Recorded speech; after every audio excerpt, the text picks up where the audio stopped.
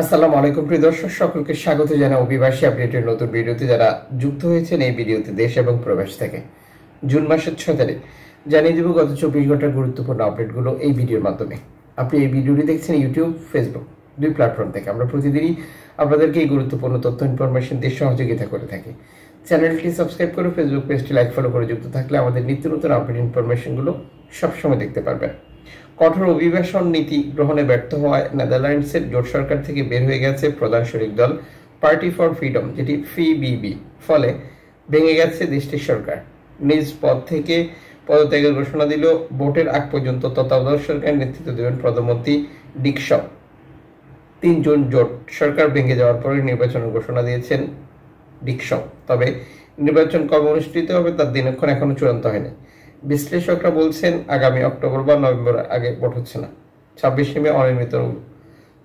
মে অনিয়মিত অভিবাসন নিয়ন্ত্রণের কঠোর পদক্ষেপ নিতে 10 দফা জানিয়েছিলেন দেশটির অতি ডানপন্থী অভিবাসন বিরোধী ও ইসলাম বিরোধী রাজনীতিবিদ এবং পিবিবির প্রধান নেতা খেয়ার বিল্ডার্স।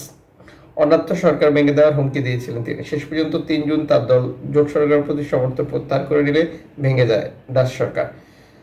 আপনারা জানেন যে সাম্প্রতিক সময়গুলোতে ইউরোপের দেশগুলোতে কঠোর অভিবাসী বিরোধী অবস্থান প্রতিনিয়ত বৃদ্ধি পাচ্ছে। অনেক গুরুত্বপূর্ণ বিষয়কে বাদ দিয়েও ইউরোপের বর্তমান রাজনৈতিক দলগুলো যেটা ধারাবাহিকভাবে অভিবাসী ইস্যুকে কাজে লাগাচ্ছে এই খাত বিশ্লেষকরা মনে করে। এদিকে স্বেচ্ছা প্রত্যাবাসন বা নিজ ইচ্ছায় নিজ দেশে ফেরার আড়ালে কি তবে অভিবাসীদের গোপনে বহিষ্কার করা হচ্ছে? এ ধরনের কার্যক্রম নিয়ে প্রশ্ন তুলেছেন এনজিও সংস্থাগুলো।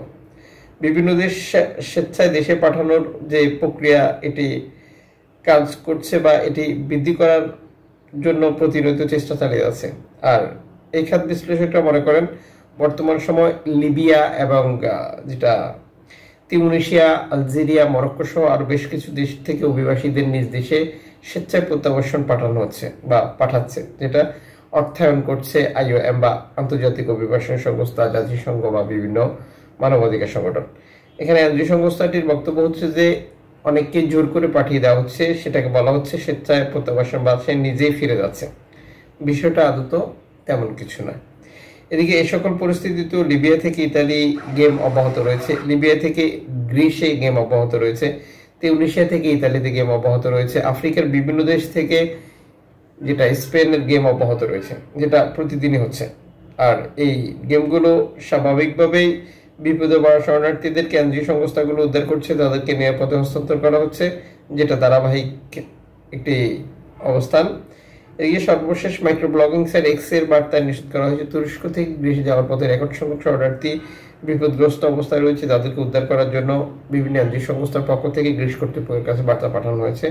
যদিও গ্রিস কর্তৃপক্ষ এখনো অভিবাসীদেরকে উদ্ধারের কোনো ভূমিকা নেয়নি বা তারা উদ্ধার করবে কিনা এ ধরনের কোনো তথ্য দেয়নি। সাম্প্রতিক সময় লিবিয়া থেকে গ্রিসে যাওয়া অভিবাসী সংখ্যা বৃদ্ধি পেয়েছে। বিশেষ করে লিবিয়া থেকে গেমগুলো সফল হচ্ছে খুব একটা তথ্য পাওয়া যাচ্ছে না, যেগুলো চলে যাচ্ছে তাদের তথ্য পাওয়া যায় না।